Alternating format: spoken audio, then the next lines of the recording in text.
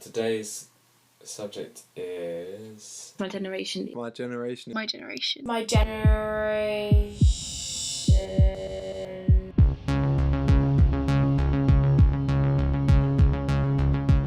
We have been told that the rates of depression and anxiety amongst teens has increased by 70% in the last 25 years. The fact is usually named of the pressures of the schooling system, the lack of NHS support, and more than anything, technology and social media. The internet is often seen as the problem, cyberbullying and body shaming in the world of the selfie. But could one of the reasons that mental health figures are on the rise be because this generation feel they can actually talk about mental health issues? I think young people are more aware about sort of healthy living and sort of mind well-being because it is just something that's being spoken about more openly. You know, a few years ago even, especially with mental health, it was this taboo subject that no one really spoke about. I've seen so many big YouTubers doing videos and doing vlogs and just talking about their anxiety.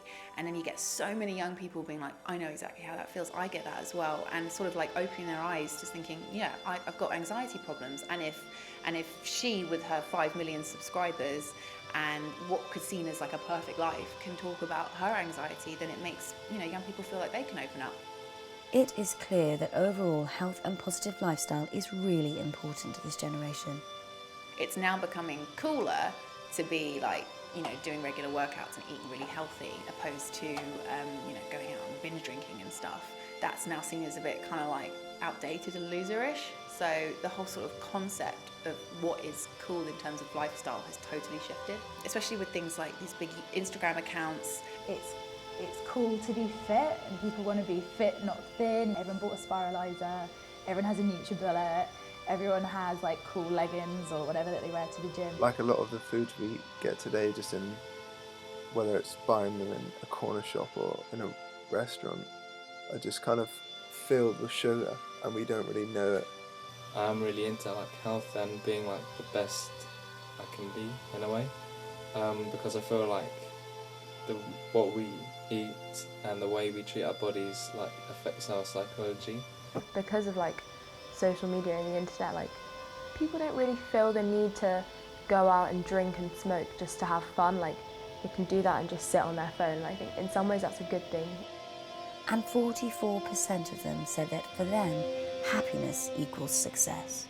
People's goals have definitely changed, and I think social media and technology has definitely contributed to that change. Success isn't just results-based, it's inner happiness and peace.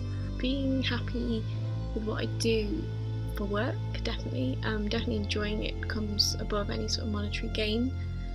As long as I can see my friends once a week, I'll be happy. As long as I can afford to sometimes get a takeaway, that'll be enough. That it's sort of scaling down our expectations, but then they're sort of broadening in other ways, like forcing like bigger friendships and creativity, because like what else do we have?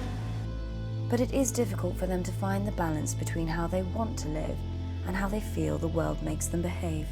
More people are concerned about how they look, potentially because of social media. If you're following these kind of Instagram accounts which are all about being healthy and eating healthy and everything, you have these models essentially who do have these incredible physiques, whether they're male or female. The pressure is huge. There is a new era. Technology is integral for young people to explore and understand what balance really means. So a healthy generation, technology is the obvious one in how that ties into it, in that the accessibility of information is a lot easier. Technology plays a massive role in the change in health perspective because it's just an access point. This generation smoke less than previous generations, they drink less, they take less drugs, and underage pregnancy figures are as low as they were in the 1960s. So why are there these misconceptions? You know, negative stories sell, you know, and they're always trying to push this sort of like bleak agenda because it's more interesting than being like, this generation's great stuff ahead. So yeah, I just think in terms of especially like print newspapers, their values are just totally outdated and they're just not keeping up with the fast pace of the younger generation.